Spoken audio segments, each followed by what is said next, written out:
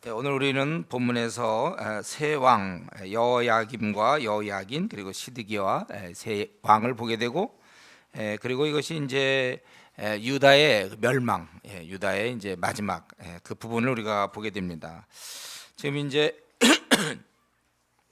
아, 여호야김이 24장에 보니까 이제 여호야김 여호야김이 바벨론을 섬기다가 배반했어요.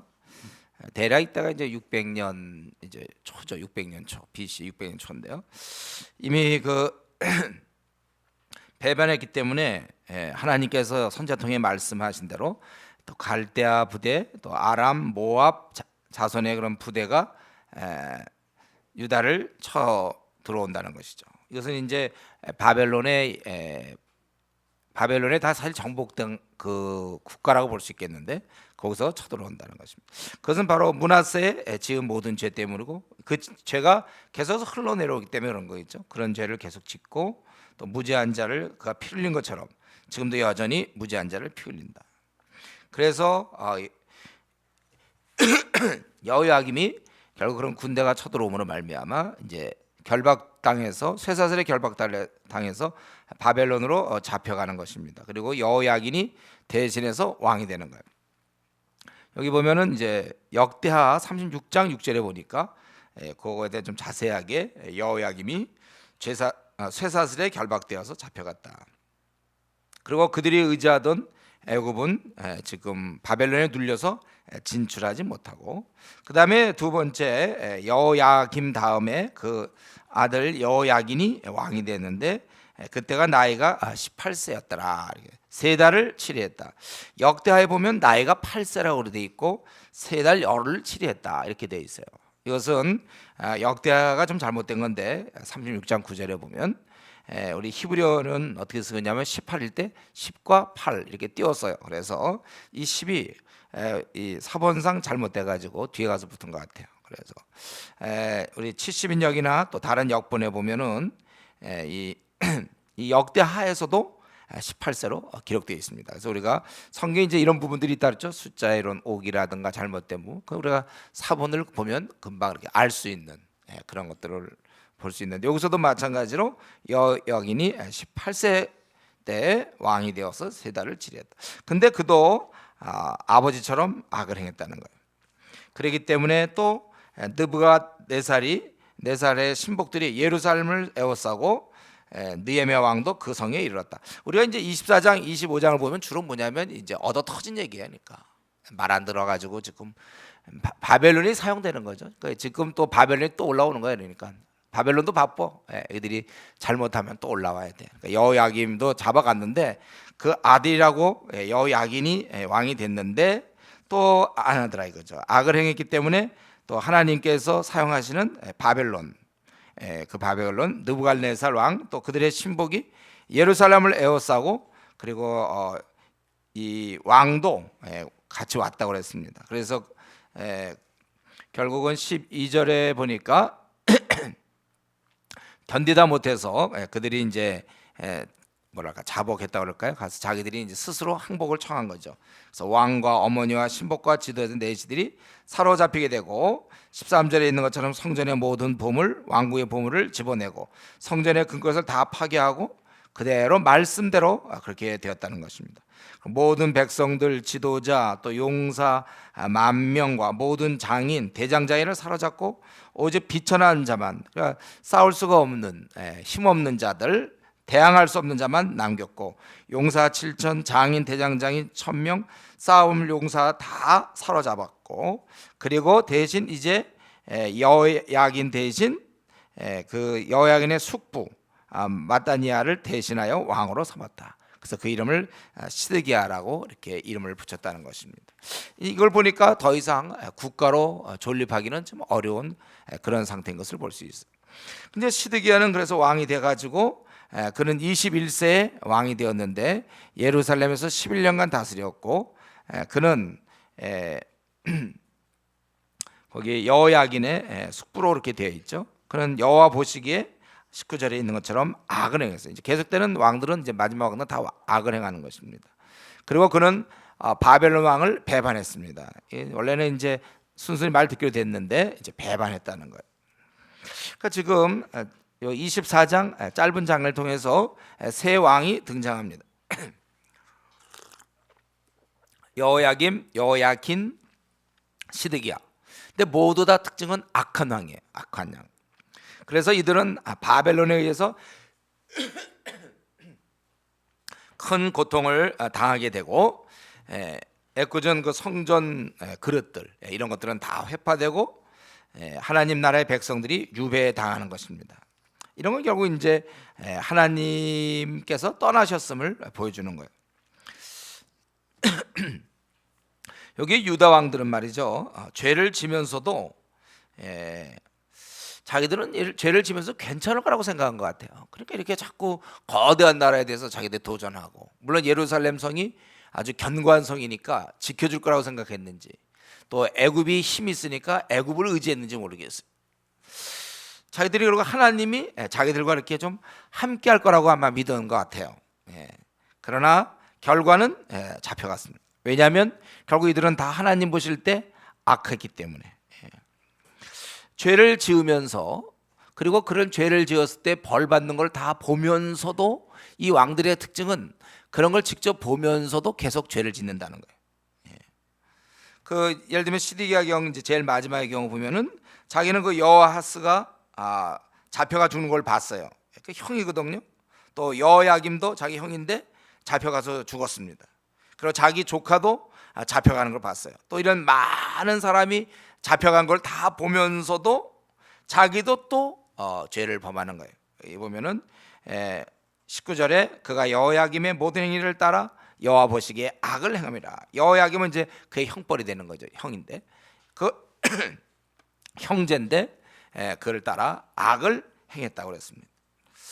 그 죄를 보면서도, 결과를 뻔히 보면서도 악을 행하는 거.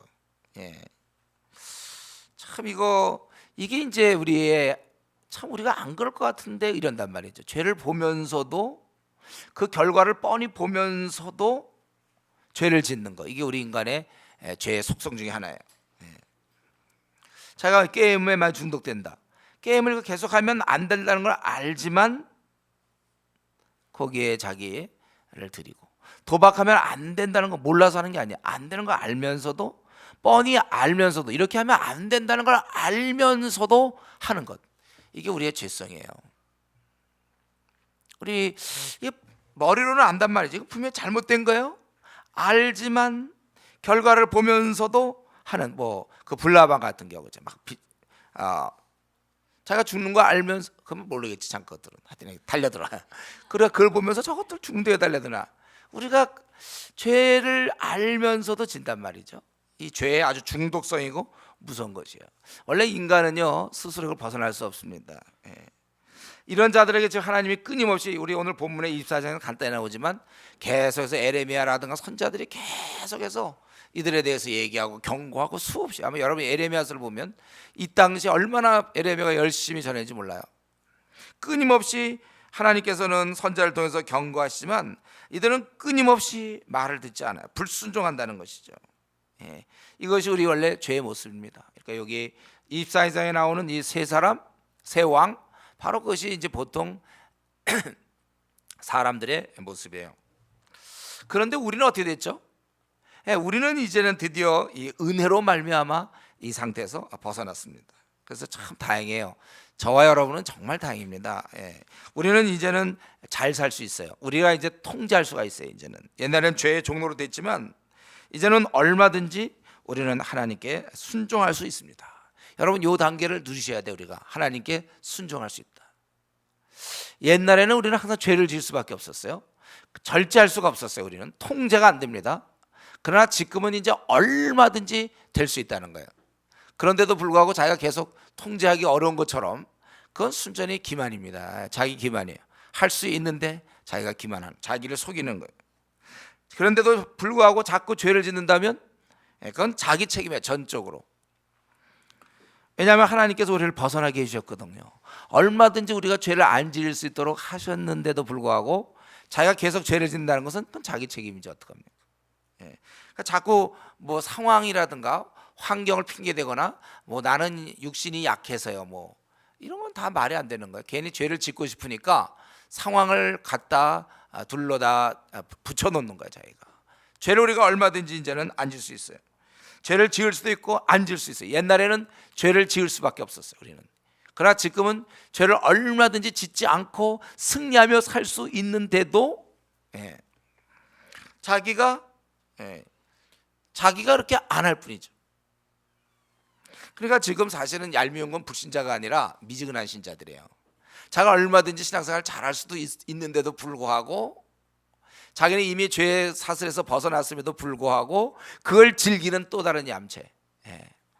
하나님 앞에서 더 이건 책임을 물어야 될지 몰라요. 우리는 이런 의미에서 우리는 이제부터는요 여러분 죄를 짓고 살면 안 되겠어요. 죄를 짓지 마세요. 안 지으면 되는 거예요. 우리가 그냥 자기가 안 짓겠다고 마음을 정하십시오.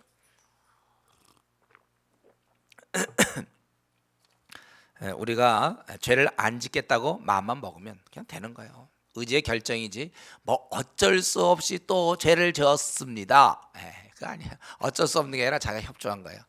자기가 마음에 협조. 야고보서 할 때 여러분 기억납니까? 야고보서 1장 13절 이후로 보면 우리가 아무리 마귀가 우리를 죄짓게 할래도 내가 협조 안 하면 안 되는 거예요. 보디발의 아내가 아무리 요셉을 했어도 어쩔 수 없다는 없어요. 다 어쩔 수 있는 거죠. 아무리 그래봐야 자기가 죄를 안 지면 안 짓는 거예요. 그러니까 여러분들이 죄를 그냥 안 지면 안 지는 거예요. 스스로 속지 마세요. 나는 연약한 몸을 가졌기 때문에 죄를 질 수밖에 없다. 그게 이제 나쁜 거죠.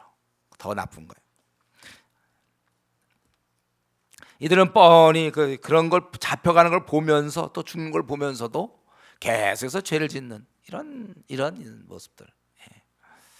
그리고 이제 이 시드기야가 왕을 바벨론 왕을 배반했을 때 25장 이거 좀 빨리 할 수 있는 이유가 뭐 주로 터지고 망가지고 부셔지고 이런 것밖에 없으니까 지금 25장에서도 포로가 된 이제 이 시드기야가 이제 느부갓네살 왕이 예루살렘을 와서 진치고 주위에 토성을 쌓았다는 거예요. 포위됐다는 것이죠. 이제 주위에서 포위해놨어요. 그래서 시드기야 왕 제 11년까지 포위되고 그의 넷째 달 9일에 그러니까 무려 1년 6개월간 포위가 18개월 동안 포위가 된 것이죠. 그러니까 이 성중에서 기근이 심하여 그 땅 백성의 양식이 떨어졌더라. 이거 뭐 싸움을 해서 패배하는 게 아니라 이제는 더 이상 더 싸울 수도 없어요. 기근 때문에 도저히 안 되는 것입니다. 그래서 이들이 또 성벽이 파괴됐다고 그랬어요. 이제 이런 다 절대절명의 순간 이들 군사들은 싸우질 않고 도망가는 것입니다. 도망가는데 뭐 군사뿐만 왕이고 뭐 관계없고 다 도망가는 거예요. 그러다 이미 포위가 다 된 상태에서 이들이 도망갔기 때문에 다 발각이 됐고 결국은 아라바 길로 가더니 사해 남쪽 쪽으로 가다가 갈대아 군대가 그 왕을 뒤쫓아가서 여리고 병지에서 그를 따라 잡음에 왕의 모든 군대가 그를 떠나 왕이 잡히니까 군대는 다 떠났습니다. 이들이 나중에 이제 나타나서 또 이제 말 안 듣게 되고 그러는 건데요. 그래갖고 잡았습니다. 이들 왜냐하면 여호야긴은 그냥 순순히 항복을 했는데 비해서 그는 지금 18개월 동안 싸우지 않았습니까? 그러니까 적장으로서 왕이 사로잡아서 신문하고 7절에 보니까 그 아들들을 죽이고 그리고 이 시드기의 두 눈을 빼고 노쇠사슬로 결박하여 바벨론을 끌고 갔고 그래서 에레미야 52장에 보면 결국 그 옥에 갇혀서 그곳에서 죽는 거예요. 이 사건은 이미 얘기했어요. 수없이 예레미야 38장, 32장, 34장에 보면 왕은 당신은 시드기야 왕은 이제 그 느부갓네살 눈에서 눈으로 볼 것이며 당신은 말 안 들으면 이제 잡혀갑니다. 바벨론에 순종하셔 수없이 얘기했지만 여기 24장 20절에 왕을 배반함으로 말미암아 결국 또 자기가 순종하겠다고 다 약속해 놓고지만 배반을 했어요. 그래가지고 이미 예레미야가 다 예언한 대로 그는 직접 만나게 되었고 왕을 만나게 되었고 그러고 나서 결국 눈은 뽑히게 된 것입니다. 정말 아까 얘기했지만 이 시드기야는 벌써 1년 6개월 정도를 버텼다는 걸 볼 때 이 성이 얼마나 견고한지 알 수 있겠죠. 제대로 된 군사도 없고 그런데도 견딜 정도로 아마 그러니까 이 성의 견고함을 믿었는지 모르겠어요. 그리고 아까 얘기했지만 애굽을 좀 의뢰했는지 모릅니다. 그러나 아무리 그래봐야 하나님의 심판을 피할 수는 없었습니다. 또 이 백성들도 마찬가지죠. 하나님께서 그의 열왕기하 36장에 보면 그의 백성과 그 거하시는 것을 아끼사 부지런히 그의 사신들을 그 백성에 보내셨으나 그의 백성이 비웃고 멸시하고 선자들을 욕했다, 그렇게 돼 있어요. 그러니까 지금 이 왕이나 백성이나 다 멸망을 피할 수가 없었습니다. 참으로 이 작은 나라였고 거의 망한 나라. 그 바벨론 왕이 대신 세워준 시드기야. 정말 아무 힘도 없는데, 힘이 없으면서도 하나님은 의지하지 않아요. 하나님을 떠나 악을 행하고 백성도 마찬가지고. 백성이나 지금 왕이나 살 길이 어디 있습니까? 여러분이 만약에 지금 시드기야라면 어떻게 하겠어요, 여러분들은? 에레미야가 와서 누누이 바벨론에 순종하라고 그러고 하나님이 당신이 벌을 잘못됐기 때문에 벌을 주시는 거고 막 그런데 끝까지 배반하고 했던 이 시드기야 말이죠. 말 안 듣는 시드기야. 여러분, 우리는 이런 걸 보면서 사실 이때 살 길은 오직 하나님만 의지해야 되는데 그는 결코 한 번도 하나님을 의지한 적이 없다가 결국 자기 아들들을 다 죽이고 두 눈이 뽑히고 그는 감옥에 끌려가서 거기서 그는 결국 죽게 되는 거예요. 그곳에서 죽게 되는 것입니다. 비참한 생을 그는 보내게 되는 것입니다. 만약 우리가 여기 있다면 우리 같으면 에레미야 선지자 말대로 했겠죠. 하나님 말씀대로는 순종했겠죠. 여러분, 우리가 그렇게 생각하십니까? 그러면서 정작 지금 나에게 벌어지는 상황에서 하나님께 내가 순종하는 길도 있고 하나님께 불순종하는 길이 있을 때 정말 나는 순종의 길을 가고 있는가? 아직도 자기의 고집과 이런 것 때문에. 여러분, 이 하나님을 의지하는 것은 쉬운 일이 아닙니다. 왜냐하면 우리는 자아가 살아있기 때문에 그래요. 그래서 이것을 극복해야 되는 거예요. 그래서 사실은요, 우리가 진실로 어떤 경우든지 우리가 하나님을 의지한다면, 우리가 하나님을 의지할 수만 있다는 것은 그것만 해도 큰 축복이라는 거예요, 여러분. 하나님을 의지하는 거 이거 대단한 믿음이에요, 여러분들. 우리 믿음의 생활을 얘기할 때 어쨌든 내가 지금 하나님을 의지한다. 우리가 아주 귀한 상태에 도달했음을 알아야 됩니다. 하나님 원래 의지하는 거 쉬울 것 같고, 저도 이전에 제가 모태신앙으로서 헤매고 있을 때도 이런 성경을 보면 참 내가 이런 사람 보면 답답하게 생각했어요. 나 같으면 이때 나 같으면 벌써 이때는 무조건 하나님께 기도하고 말이죠. 그거 한 사람이 이제 우리가 아는데 히스기야 한 사람이 그렇게 했고, 그 다음에 그런 사람이 없어요. 분명히 이렇게 다 망한 상태에서는 하나님께 의지해야 될 것 같은데 오히려 안 그래요. 오히려 망하고 힘들면 오히려 하나님 원망하고 더 의지하지 않죠. 그래서 자기 힘으로 자꾸 풀어보려고 그래요. 그런데 우리가 만약에 하나님을 의지할 수 있다면 그것은 아주 우리 귀한 축복의 상태에 들어가 있는 것입니다. 그 사람은 소망이 있어요. 우리가 하나님을 의지하는 사람, 하나님께 머리 숙여 기도하는 사람은 정말 소망이 있는 거예요. 그러면 그 다음 문제는 이제 그분이 다 풀어주는 겁니다. 그러니까 자기가 지금 누가 보더라도 그 사람 좀 하나님만 의지해야 되는데 하나님을 의지하지 않고 뺀질뺀질하게 자기가 앞날에 아무 대안도 없는데도 뺀질뺀질하게 적당히 미지근하게 이렇게 신앙생활하는 사람 얼마나 많이 있습니까? 지금 우리는 어쩌면은 이 시드기야 이런 모습 보면서 우리는 반면교사로 생각하고 하나님을 의지해야 되는데 그렇지 않던 그는 정말 비참하게 그 자기 목전에서 자기 아들이 죽는 걸 봐야 되고, 그게 마지막 본 장면이에요. 자기 아들이 죽는 장면을 보고 그다음 눈을 빼앗겨 버리면 그가 마지막 지상에서 본 것은 그의 죽는 장면, 아니면 그 자기의 원수인 그 왕을 보는 거, 뭐 그런 거예요.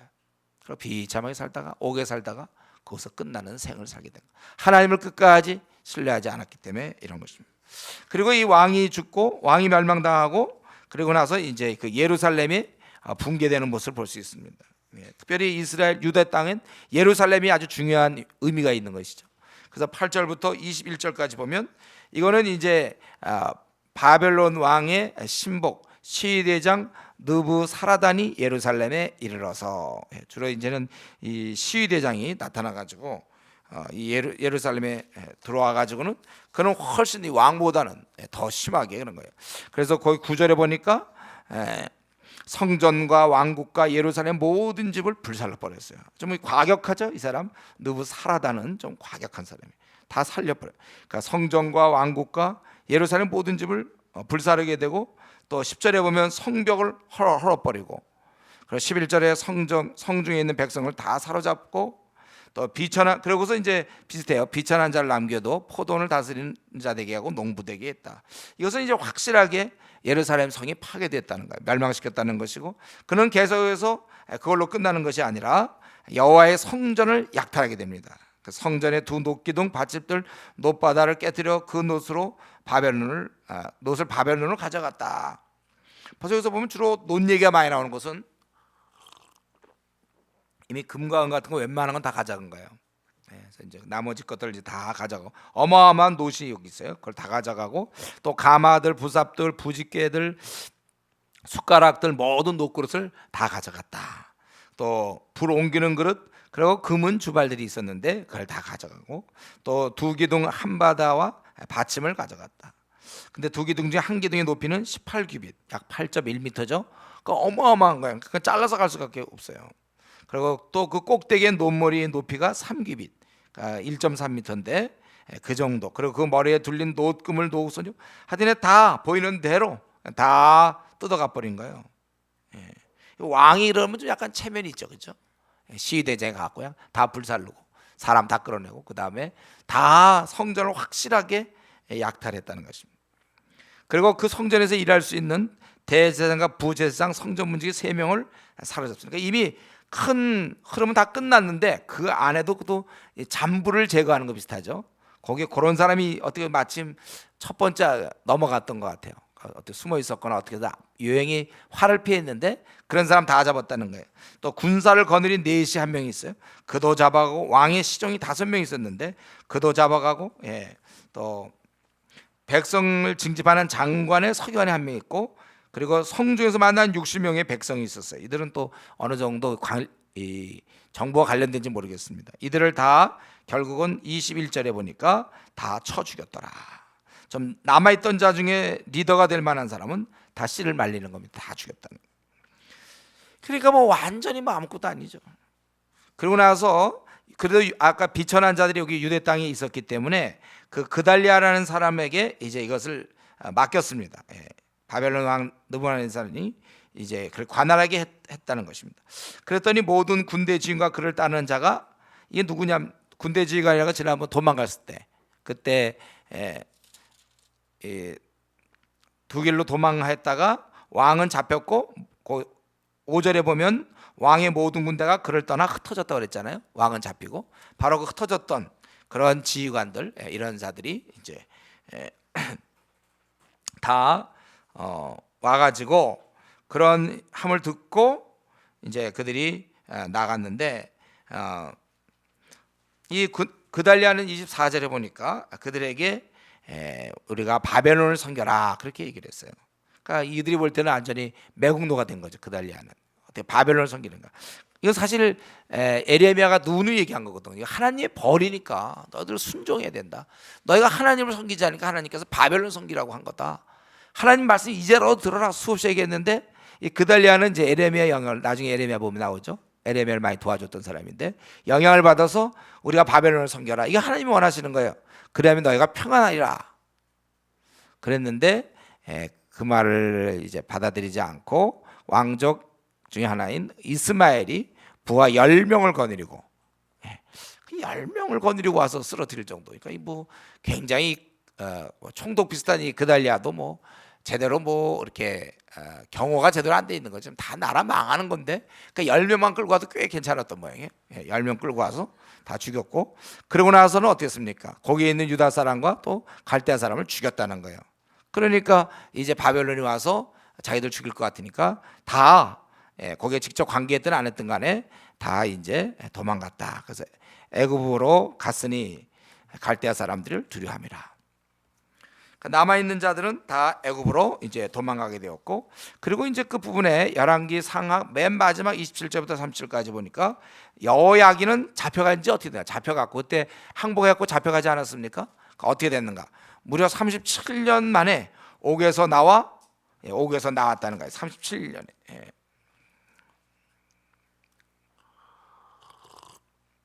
그러니까 그거 나이가 이제 원래 여호야긴이 왕이 될 때 원래 18세 왕이 됐다고 그랬잖아요. 그러니까 석 달간을 다스렸으니까 그가 18세 만에 잡혀갔다면 37세, 37년, 거의 50대 중반 이제 이렇게 된 거죠.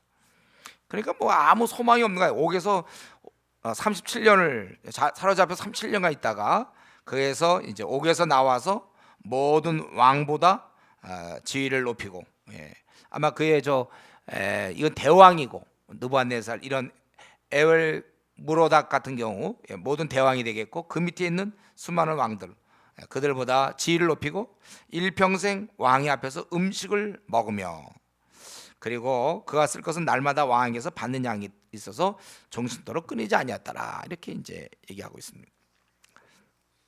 하여튼 이런 식으로 해서 우리는 지금 오늘 뭐 24장 25장을 여러분 막 뭐 이렇게 막 심각하게 막 생각할 건 없고요.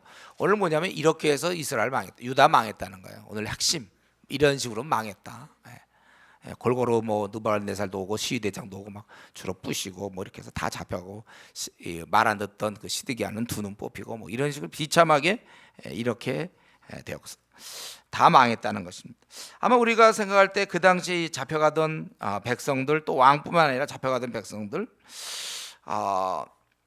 그 백성들은 누구도 자기들이 이렇게 망할 거라고는 생각지 못했을 거예요. 하나님 나라의 백성이며 선택 민족이고 그들은 출애굽하여 가나안 땅에 가나안 땅을 정복했고 그 40년 동안 그 광야 생활을 했고 말이죠. 그러고서 가나안 땅에 들어가서 뭐 정말 많은 것들을 경험한 그 백성들, 근데 그들이 이렇게 망할 거라고는 생각하지 못했을 것입니다. 결국 이 멸망은 무엇을 얘기합니까? 지금 우리 24장 25장에서 나오는 이 멸망은 결국 하나님을 제대로 섬기지 않으면, 너희가 불복종하고 불순종하면 이렇게 된다는 거예요. 그 어떤 것도 너희의 그 삶을 보장해 주지 않는다는 것입니다. 과거에 그런 축복, 뭐 출애굽 사건 얼마나 대단했습니까? 대이집트와 싸워서 이긴 거 아니에요? 그들이 거의 항복하다시피 나간다 그러니까 다 조소 내보내고, 그리고 그들 쫓아내니까 그 바닷물에 다 홍해, 정말 엄청난 싸움, 가나안 사람들이 벌벌 떠는데 가나안에 이들이 입성하게 되고, 그러고 나서 그들은 또 사사가 주어지고 하나님을 굉장한 특별한 은혜를 받아요. 그리고 또 선지자들이 그들을 지도하고 또 다윗 왕 같은 자들이 나타나서 지도해주고, 그들에겐 제사가 있고 예루살렘 성전이 있고 할례가 있고 언약이 있고 약속이 있었지만, 그러나 그것은 오늘 이 멸망당하는 유대 민족을 볼 때 그것은 그냥 과거에 그랬을 뿐이라는 것입니다. 우리는 다시 한번 생각할 것은요, 이스라엘이 이렇게 망한 걸 볼 때 신앙에 있어서 그 현재가 얼마나 중요한가. 여러분, 우리가 뭐 수능을 앞두고 고3 말이에요. 고3. 나 초등학교 때, 뭐 초등학교 5학년 때, 뭐 중학교 1학년 때 나 진짜 공부 되게 잘했다. 지금은 이제 꼴등하는 꼴찌인데, 자기가 막 그래봐야 그 수능에 무슨 도움이 됩니까? 과거에 내가 양 초등학교 때, 네 정말 대단했단 말이죠. 전교에서 막 5등 안에 들었다. 지금 꼴찌라니까요. 고2, 고3 주로 꼴찌나 꼴찌에서 왔다 갔다. 그 무슨 소용이 있습니까? 내가 지금 막 먹을 게 없어서 그냥 배에서 꼬록 소리 나고 막 항상 그런데 과거에 되게 부자였다. 과거에 그때 막 탕수육 먹고 그냥 마음껏 먹었다. 과거에 내가. 그 지금 과거의 탕수육과 지금 내 배와는 무슨 관계가 있습니까? 아무 관계가 없는 거예요. 신앙이라는 게 그거예요. 신앙이요, 항상 현재입니다. 과거에 나 청년부 시절에 뭐 기도의 용사였다. 나 그때 참 뜨거웠다. 내가 2년 전에 얼마나 뜨거웠는지 아느냐? 열심히 했다. 그런 거 다 소용없어요. 신앙이라는 것은 현재가 중요한 것입니다. 항상 그 현재형이어야 돼. 과거에 잘한 것을 믿거나 그것을 의지해서는 안 되는 것입니다. 그렇기 때문에 과거에 내가 아무리 열심을 냈어도, 내가 막 많은 영혼을 뭐 구원했고 뭐 중국에 들어가서 뭐 이런 것도 했고, 나름대로 내가 뭐 사람을 많이 양육을 시켰고 뭐 성경을 PBS를 내가 뭐 몇 권을 했고, 이런 거 다 소용없다는 거예요. 이런 게 소용없어요. 과거에 잘한 것을 여러분 믿어서는 안 됩니다. 조심해야 돼요. 오히려 과거에 잘했기 때문에 차라리 과거에 못했으면 조금 조심이라도 하죠. 과거에 잘했기 때문에 설마 내가, 그러나 그건 안 된다는 거예요. 현재 조심해야 됩니다. 우리 한국교회도 마찬가지죠. 과거에 열심을 냈기 때문에 하나님 우리를 끝까지 지켜줄 거라고 생각합니까? 얼마든 촛대로 옮긴다고 그랬어요. 토하여 내칠 수 있는 분이 하나님이십니다. 그래서 우리가 열심 없이 세상과 적당히 살아간다면 우리 앞날에도 소망이 없는 거예요. 한국교회든지 한 교회든지 한 개인이든지 항상 깨어 있어서 현재 하나님 앞에 바로 서야 된다는 것입니다. 이게 우리의 살 길이에요. 우리는 계속 나아져야 되는 것입니다. 그러니까 우리가 이러한 처참한 유다의 마지막 그 종말을 보면서 다시 한번 깨닫는 것은 과거의 영화, 과거의 신앙생활 열심히 한 거 다 무용지물이다. 현재, 지금 깨어서 내가 바로 서야 된다는 것입니다. 우리 오늘 이 24장, 25장 한두 가지만 좀 더 생각해 보고 싶은데요. 결국 우리 24장, 25장이 우리가 이렇게 이제 비참하게 유다 민족이 되고 왕들이 그렇게 되고 예루살렘 성전이 다 타파되고 결국 외국의 군대가 와서 막 죽이고 왕의 두 눈을 뽑고 아들을 죽이고 뭐 다 잡아가서 죽이고 이렇게 된 그 가장 요 핵심은 결국 뭐냐면 이렇게 유다가 멸망했던 그 이유는 딱 한 가지죠. 죄 때문이라는 거예요. 그들은 끝까지 고집을 폈어요. 그들은 하나님의 인도하심을 거부했습니다. 그렇기 때문에 그들은 바벨론의 인도함을 받게 되는 것이죠. 오늘 본문을 보면요, 이 왕들도 그렇고 이 백성들도 이들의 고생하는 모습만 우리가 보는 뿐만 아니라 도무지 왕의 존재가 뭐예요? 이들의 삶이요, 이 말 안 듣고 망하고 이들은 고통받고 나라는 망하고 잡혀가고 가족은 뿔뿔이 헤어지고 비참하게 죽고 결국 오늘 본문 보니까 이 삶 자체, 지금 유다라는 그 다윗 같은 경우 막 그렇게 왕으로 있고 막 그러던 그 엄청난 모습과 지금의 이들을 볼 때 차이는 너무나 수치스럽다는 거예요. 고통은 물론 있어요. 고통 말할 것도 없고 아주 수치스러워요. 빛이 없어요. 그냥 쫓기고 왕에 의해서 그 바벨론 왕에 있어서 왕이 바뀌고 이들은 그저 성 안에서 갇히고 포위당하고 기근으로 비참하게 죽게 되고 잡혀서 죽게 되고 군사는 기껏 성이 파괴되니까 도망가다가 다 뿔뿔이 흩어지고 왕은 잡히고 이거 하나님 나라의 백성치고는요 너무 이 끝부분이 아주 빛이 없어요. 수치와 빛이 없고 고통은 말할 것도 없고요. 우리는 이걸 좀 보면서 이게 하나님과 결국은 이렇게 된 것은 죄를 지금 다른 말로 하면 하나님과의 관계가 단절되면서 그들을 사실 유일하게 서포트했던 어쩌면 그들의 가장 큰 힘인 하나님에 대해서 이들이 관계를 멀리했더니만 결국은 이렇게 초라하게 힘없게 살게 되었다는 것입니다. 여러분 우리는 이걸 아셔야 돼요. 혹시 우리가 가난할 수 있어요. 또 학벌이 없을 수 있습니다. 능력이 없을 수 있어요. 또 세상적으로 뭐 여러 가지 조건이 안 좋을 수도 있어요. 그런데 한 가지 하나님께 그러나 그가 붙어 있는 한 하나님과 그가 하나님을 의지하고 사는 한 그는 절대로 수치스럽지 않습니다. 그는 절대로 빛이 없지 않아요. 하나님을 의지하는 자는 초라하지 않습니다. 사회적으로 막 이렇게 잘 나가고 뭐 이러지 않아도 어쨌든 그 삶은 초라하지가 않아요. 여러분 막 다윗을 쫓던 사울 왕으로서 막 군대를 거느리고 위험에 가득 찬 그 왕의 한마디로 나라가 떨고 그 왕과 쫓겨다니는 다윗 할 때 여러분 그곳에는 빛이 어디 있었는가? 제발 쫓겨다닐지언정 하나님을 의지하던 그 다윗의 삶에 빛이 있는 거예요. 동생을 팔아먹은 그 형들, 요셉의 형들에게 빛이 있는 게 아니라 팔려서 거기서 노예와 종살이와 옥살이 하던 그 요셉에겐 빛이 있었단 말이에요. 저는 그걸 얘기하고 싶어요. 우리가 세상에서 잘못될 수 있어요.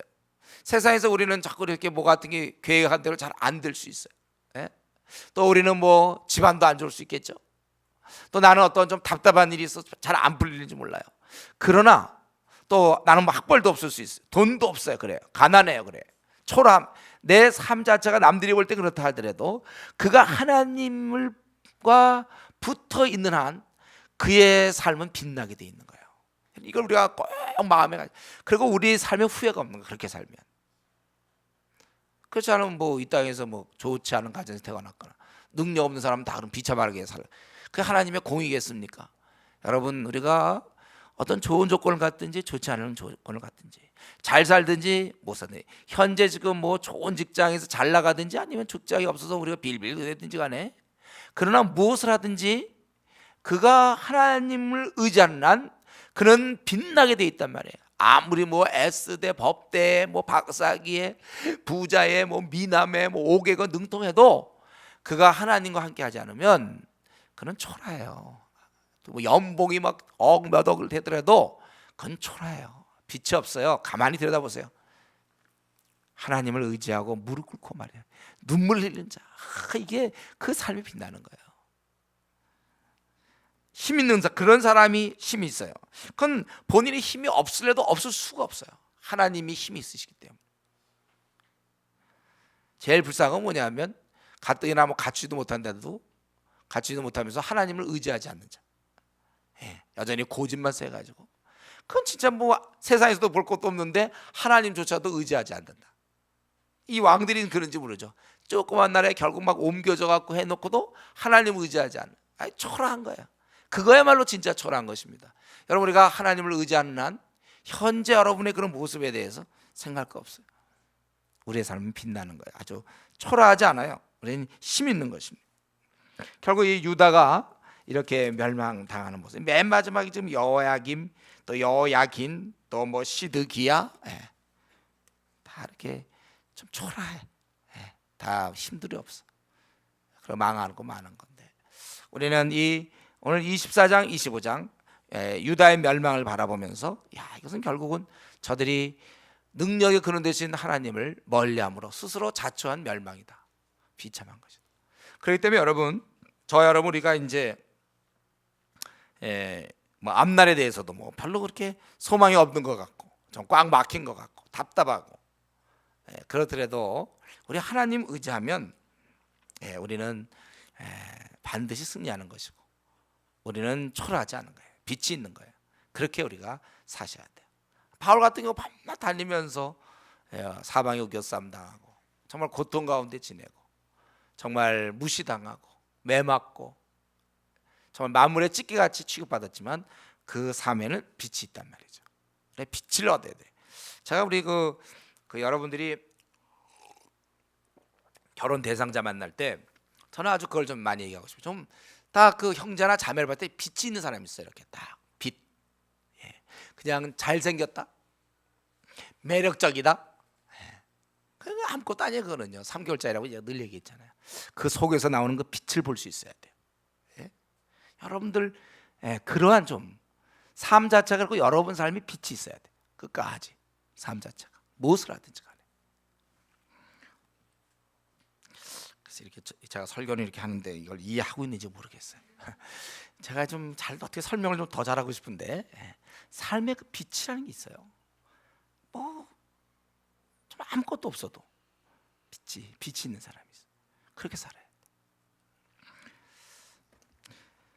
어쨌든 우리가 이제 결론 부분이, 오늘 이 결론이 지금 어떻게 나오고 있습니까? 제일 마지막에 이런 쭉 망하는 얘기 다 나오다가 지금 여호야긴이 그래서 37년 만에 옥에서 그가 나와가지고 잘 먹고 잘 살게 되었다, 이거거든요. 이게 열왕기 상하의 맨 마지막 결론 부분, 맨 끝이 이렇게 나와 있어요.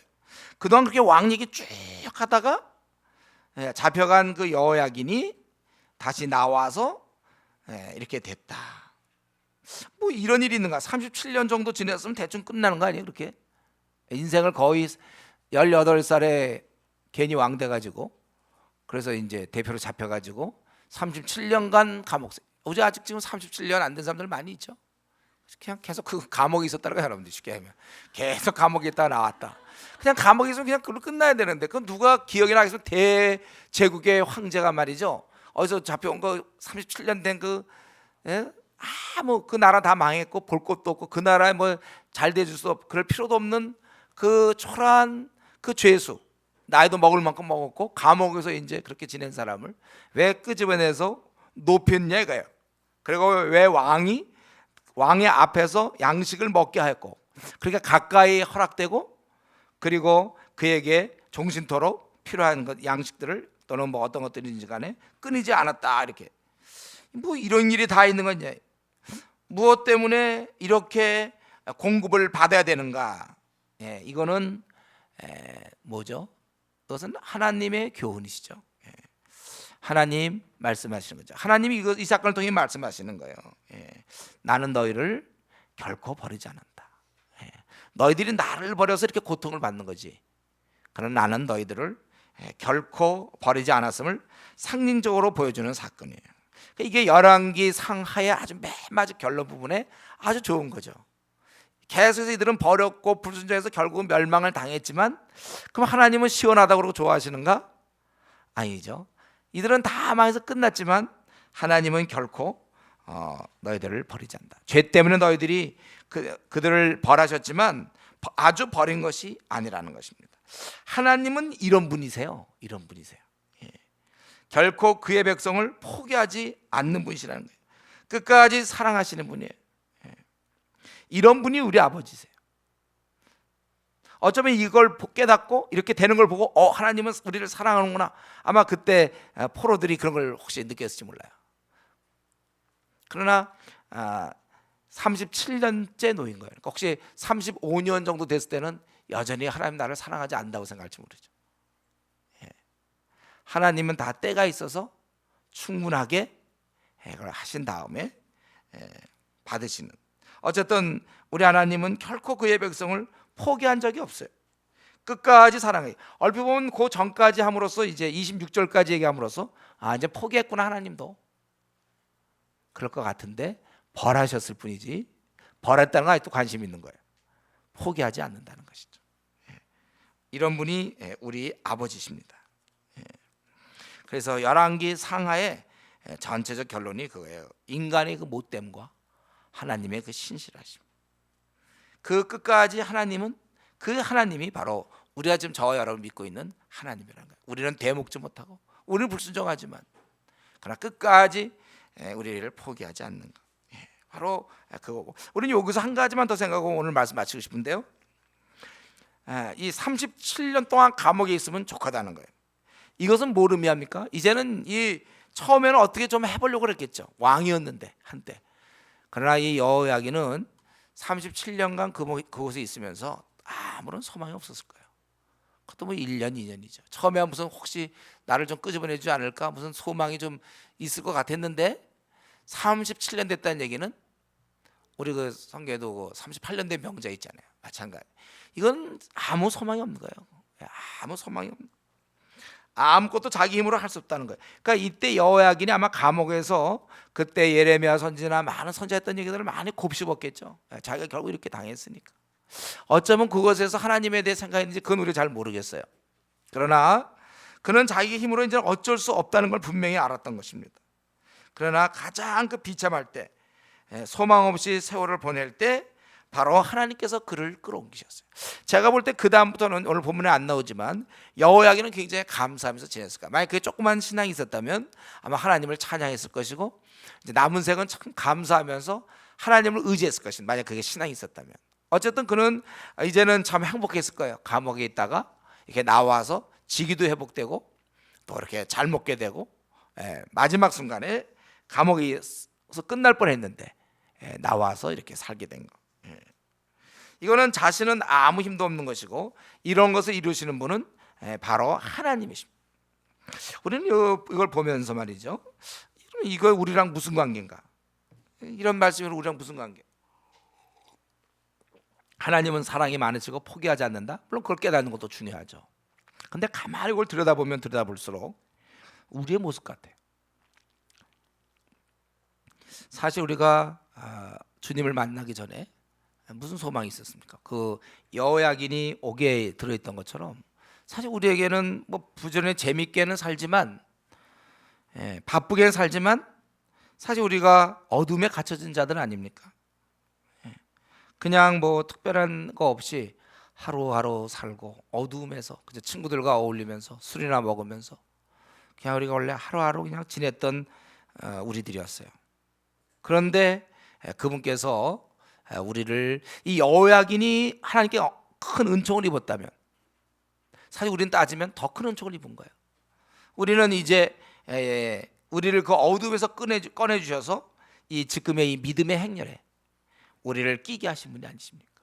그 거룩하고 고귀한 그 믿음의 그 대열에 나도 끼워졌어요. 군사로 불러주시고 끼워졌습니다.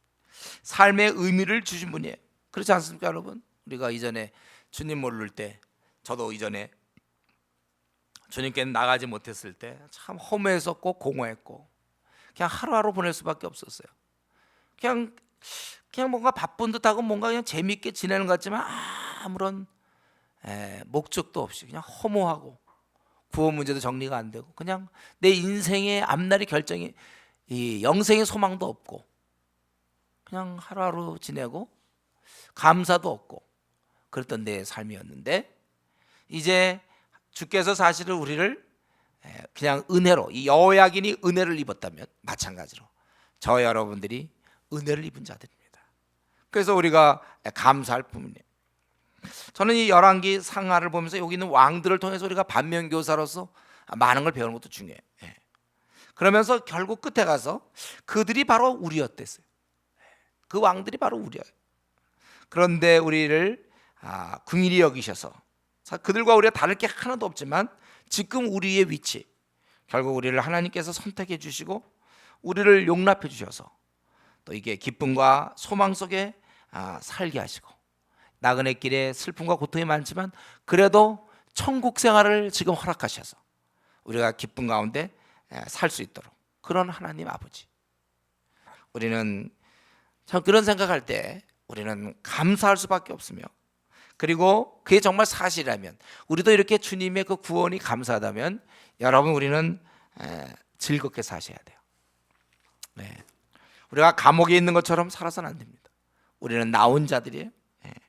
우리가 정말 하나님께서 나에게 천국 생활을 허락하셨는데 우리는 더욱 지금보다 훨씬 더 적극적으로 살아야 되겠어요. 아주 기쁘게 우리가 희락에 넘치는 삶을 살아야 됩니다. 이렇게 못 산다면 오늘 이 밤에 기도하셔야 돼요. 하나님께서 나를 참 자유케 하셨는데, 나도 이 여호야긴처럼 나도 은혜를 입은 자, 바로 아무 이유도 없이 여호야긴이 무엇 때문에 다른 왕을 다 제껴놓고 그가 포로인 주제에 이렇게 왕의 위치로 올라가서 이렇게 축복을 받습니까? 여기서 보여주는 하나님의 은혜예요. 하나님의 간섭하심이고. 근데 저와 여러분이 사실은 그것을 얻은 자들인데, 그래도 못된 왕이었고 우리도 형편없는 자들이지만 주께서 우리를 용서하시고 용납하셔서 우리에게 이렇게 지금의 이러한 기쁨과 소망, 희망, 목적을 주시고 삶의 의미를 주셨다면 우리가 힘없이 살아서는 안 되겠어요. 우리는 이제부터라도 마땅히 지금보다 훨씬 더 한 9배 혹은 뭐 15배 이상 여러분 좀 기쁘게 사셔야 되겠죠. 더 힘있게 사셔야 됩니다. 우리가 그래서 우리에게 주님께서 우리에게 주신 각자의 그 목표가 있어요. 우리는 이 힘들고 지친 인생길, 우리를 괴롭히고 우리를 낙심시키고 답답한 일 많지만 우리 이것을 다 헤쳐나가면서 우리가 정말 즐겁게 감사하며 살아갈 때, 이것이 진정한 하나님의 은혜를 깨닫는 자의 모습인 것입니다. 바라기는 우리가 열왕기 하를 마치면서 우리가 이런 이 왕들이나 우리나 다 마찬가지지만 결국 우리는 더 큰 은혜를 받은 자인데, 우리가 참 이제 좀 이 나그네 길을, 짧은 나그네 길을 정말 기쁨과 감사 속에 살 수 있도록 그렇게 기도하는 우리가 되길 바랍니다. 같이 이 시간에 기도합시다. 이 결과적으로 이 유다의 멸망은 죄 때문이었습니다. 죄, 결국은 죄. 과거에 아무리 그들이 하나님으로부터 아주 엄청난 경험을 했다 할지라도 현재 그들의 신앙에 문제가 있다면 다 의미가 없는 거예요. 우리가 이런 생각하면서 지금 내 신앙은 제대로 됐는가? 그럼 나는 정말 귀한 은혜를 받은 자로 나는 기쁘게 감사함으로 힘있게 적극적으로 살고 있는지 같이 한번 기도하겠습니다.